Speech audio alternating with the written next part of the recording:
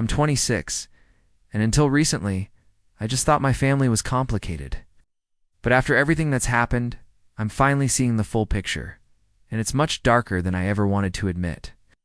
Growing up, I always felt like I was living in my sister's shadow. Miranda is 3 years younger than me, and somehow, since she was a toddler, she's gotten everything I never had: attention, praise, gifts, and most importantly, a free pass when it came to responsibilities. Meanwhile, I was the one expected. To be mature, to keep the house running, help with chores, and behave perfectly so I wouldn't cause any trouble. My parents never really hid their favoritism. Miranda was their little golden child, or so it seemed. And I was the responsible older sibling, meant to set an example and quietly handle all the tough stuff. I remember nights stuck doing dishes or cleaning the kitchen while Miranda relaxed, scrolling on her phone, waiting for dinner. I'd hear Mom telling Dad how amazing Miranda was doing in school, how bright and talented she was, while I was just getting by, not quite meeting expectations. It hurt, but I convinced myself it was just normal family dynamics. Maybe I was being too sensitive. The real breaking point came just a few weeks ago. Miranda came home from college for summer break. The very first thing Dad did was show off the brand new, high-end laptop he'd bought her, the kind most people only dream of. Dad made a huge deal about it, saying it was a reward for her hard work and dedication. Mom chimed in, gushing about how proud they were and how Miranda was destined for great things. All I got was a list of chores. The dishwasher broke down that same day, and I was told to fix it or at least keep the kitchen spotless until a repairman arrived. When I asked for a little help or even a break, Dad sat me down and told me with a serious look, "This is to build your character. You need to learn that life isn't fair, and you have to work hard to get anything." I stared at him, those words sinking in. It wasn't just about chores or responsibility. It was a message that I wasn't worthy of kindness or reward, that I was just there to serve. That night, I couldn't sleep. The sheer unfairness gnawed at me. I looked around my small room, the walls lined with hand-me-down clothes and textbooks. I'd bought with my own money, and I knew something had to change. So without saying a word to anyone, I packed a bag, just some clothes, a few personal items, and enough cash for a bus ticket. I didn't leave a note or call anyone to explain. I just left. For days, I stayed with a friend in a nearby city. I avoided calls and texts, just trying to breathe and figure out what I wanted and what I deserved. My phone rang once. It was Miranda, but her voice was cold and distant. "Good riddance," she said jokingly. I didn't respond. Then, almost a week later, Dad called. His voice was tight, almost pleading. "We made a huge mistake," he said. "Come back. We want to fix this. We need you." When Dad called, I wasn't sure whether to laugh, cry, or just hang up.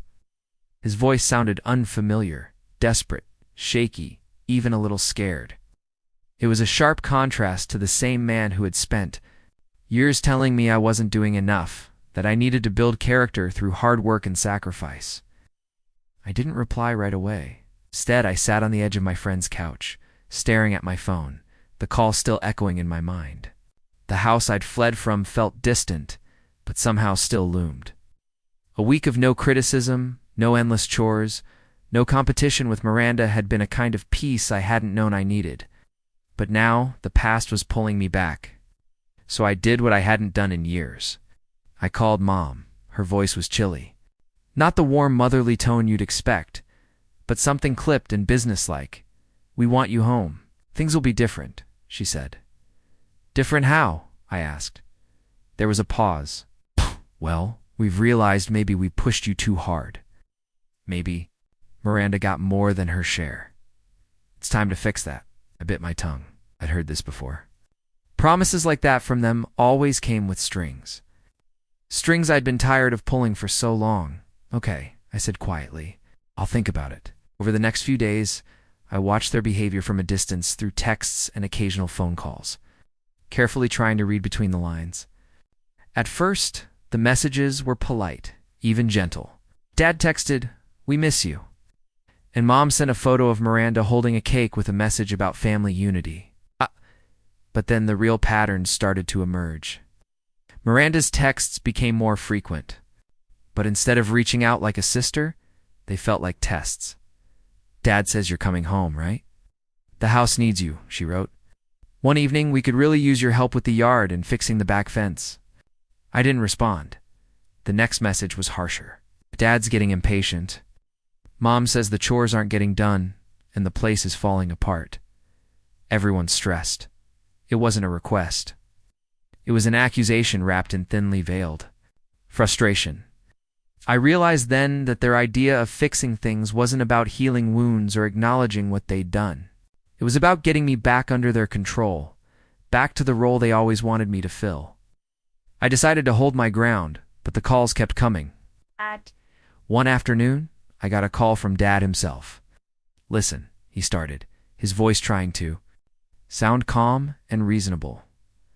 "I know I've been tough on you, maybe too tough, but you have to understand, this family depends on you. Miranda isn't ready to take on everything. She's still young." He sighed heavily. "I'm not asking you to come back and do all the work, but we need your help. Your mother and I are doing what we can, but you're the one who holds this family together." I stayed silent for a moment. "So what? I'm just a servant until you decide I'm worthy?" I finally said. There was a long pause. "Don't make this harder than it needs to be," he said. "We want you home. That's what matters." That call left me shaken, but more determined than ever. This wasn't about family. It was about power and control. I thought back to every time I had stayed quiet, worked late cleaning the house, sacrificed my own time and dreams, all while my sister got rewarded with gifts, praise, and parties.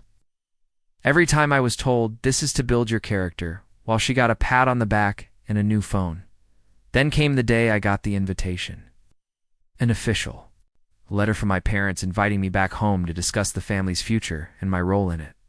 The letter was signed by both Mom and Dad and included a detailed list of chores and responsibilities they expected me to take on. From cleaning the basement to organizing Miranda's college applications, I almost laughed. To my friend, who looked at me with wide eyes, "This isn't an apology or a welcome," she said. "This is a contract. They want to tie you down." I wasn't ready to go back yet. Instead, I spent the next week quietly gathering my things. Not just clothes, but documents, my savings, even a small emergency kit. I made a plan. If I was going to face them, I wouldn't walk back in like I was broken. I would be prepared. And then, the night before I was supposed to respond, the texts started flooding in. "Mom sent a message. We're worried about you. This family isn't the same without you." Dad followed up with, "You're needed. Miranda is struggling without your help." Miranda, though, was the most biting. "You don't belong here anymore. Maybe this time you'll learn your place." That last message made something inside me snap. I stared at the screen, fingers hovering over the keyboard. For years I'd been the one to keep quiet, to take the blame, to work harder. But not anymore. This wasn't just neglect or favoritism. It was cruelty, deliberate and deep-rooted. When I finally dialed Miranda's number, my hands trembled more than I expected. It wasn't just my little sister on the other end. It was the person who had been complicit in years of neglect and silent cruelty. The person who had taken the role of favorite without ever questioning what it cost me. "Hello?" she answered, voice sharp like she knew what was coming. I swallowed hard. "We need to talk." There was a long silence. Then, "About what?" "You left. Maybe you should stay gone." That hit harder than I thought it would. But instead of retreating, I pushed forward.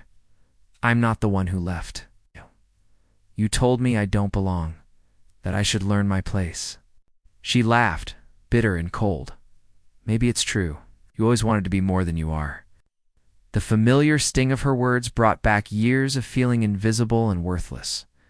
But something inside me had changed.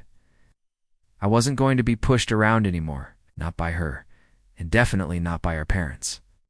The next few days I spent quietly researching. I pulled up old bank statements, texts, and emails I had saved over the years. Things that until now I hadn't thought to use against them. Now it felt like armor. One thing stood out clearly. Every time Dad bragged about spending money on Miranda, I was the one covering bills, fixing things, working extra hours to keep the household afloat. And yet, I was still painted as the problem child, I realized.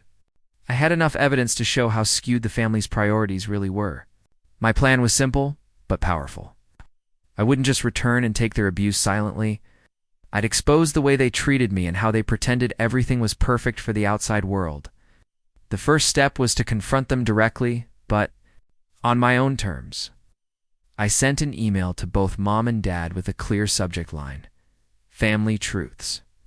Inside, I laid out everything: the double standards, the unfair expectations, the emotional neglect I endured while they showered Miranda with praise and gifts.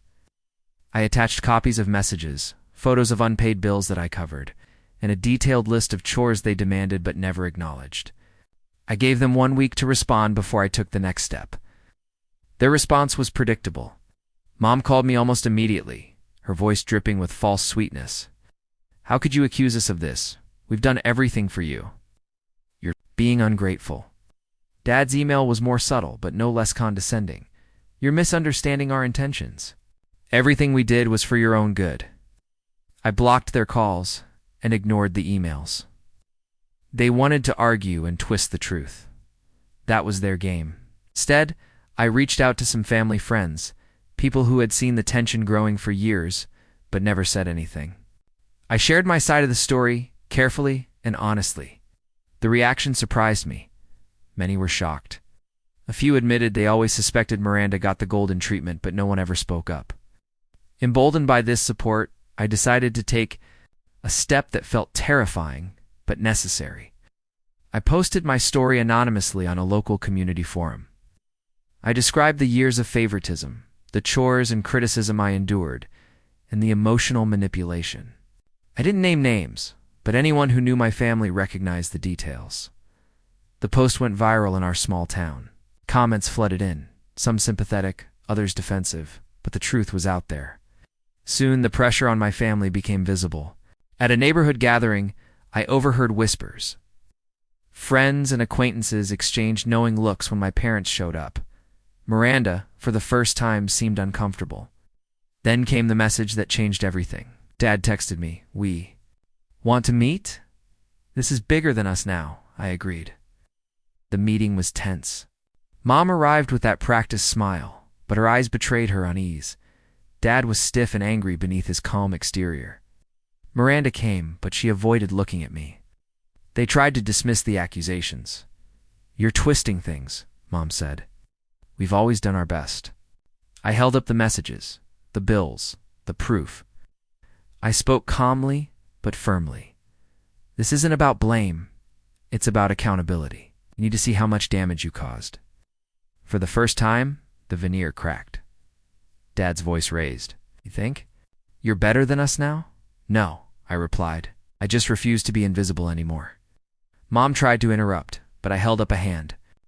"I'm done taking the blame for things you never taught me.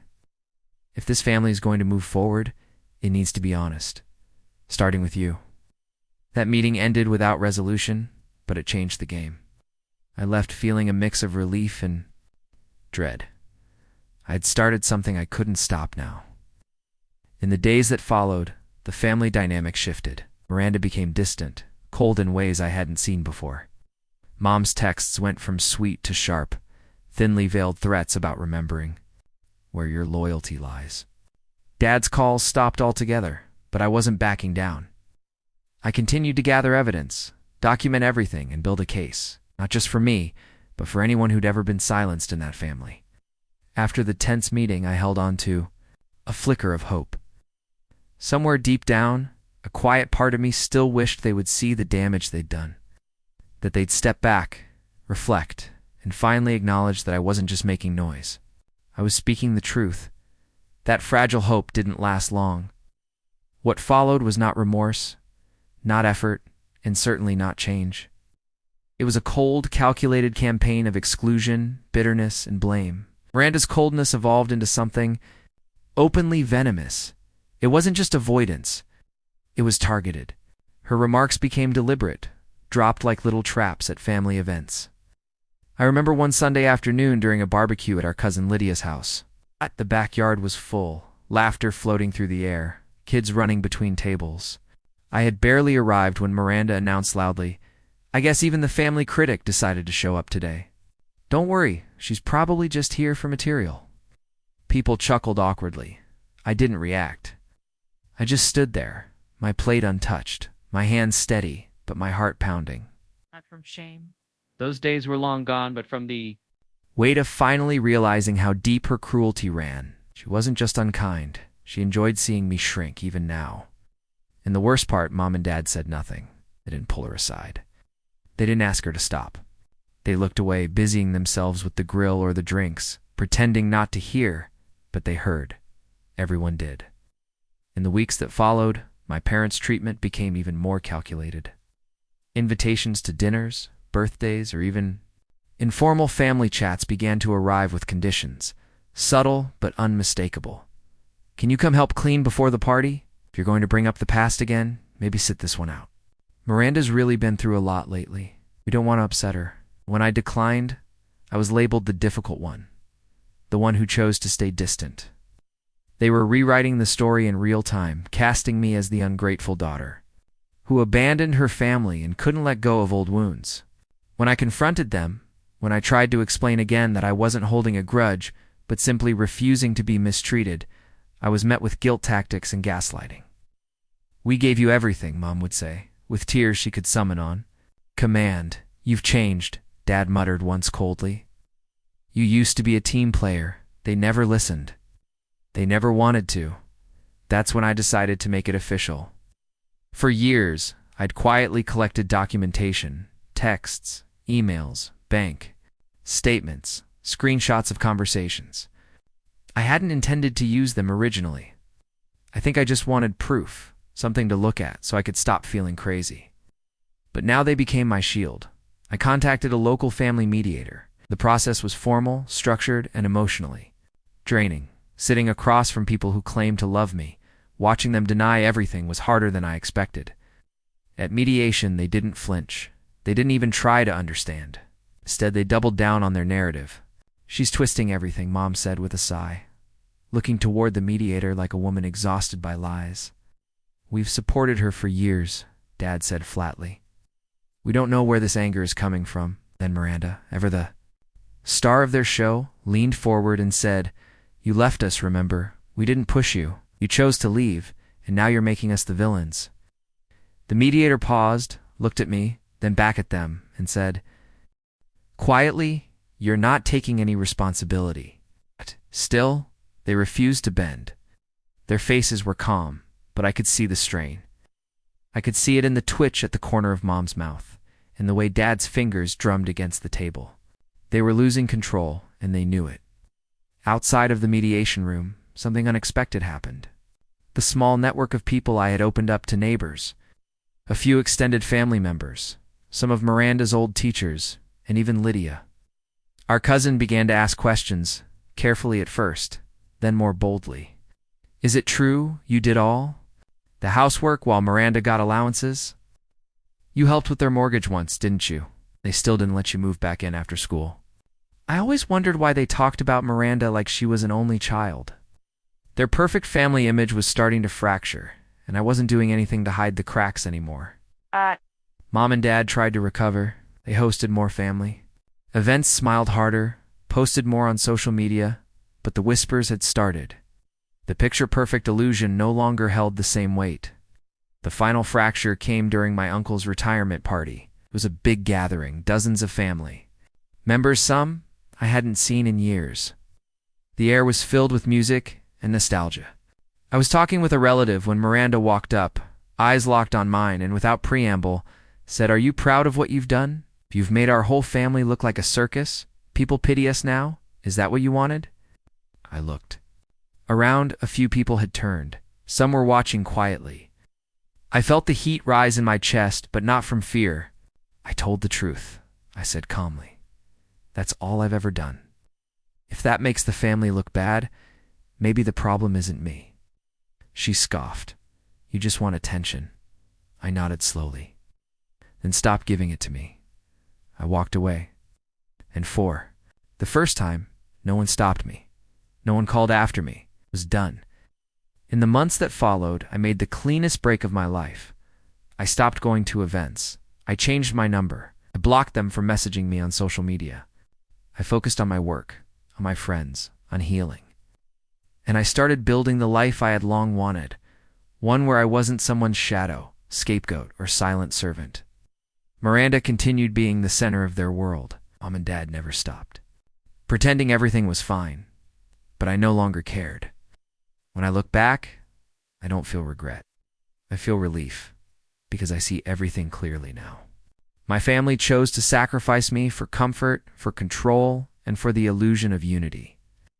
They treated me like a burden, a backup plan, someone whose value was measured only by what I could do for them. But I'm not their errand girl anymore. I'm not their fixer, their shield, or their ghost. Today, I live in a small apartment filled with light. I work with people who respect me. I laugh more. I rest without guilt. I have a small circle of people who love me, not for what I provide, but for who I am. Mom, Dad, and Miranda still try to reach out every few months. There's always a reason. Someone's birthday, a holiday, a family announcement. Their messages are polite, polished, and completely hollow. They never once apologize, never once acknowledge what they did. I don't respond, not because I'm bitter, but because I've moved on. To anyone reading this who's been the invisible one in their own home, you don't have to earn love that should have been freely given. Walking away doesn't make you the villain. Sometimes it's the only way to save yourself. I never forgave. Then because some people don't deserve forgiveness, and that's okay. Thank you for reading my story. I've never felt more free. Share your thoughts in the comments.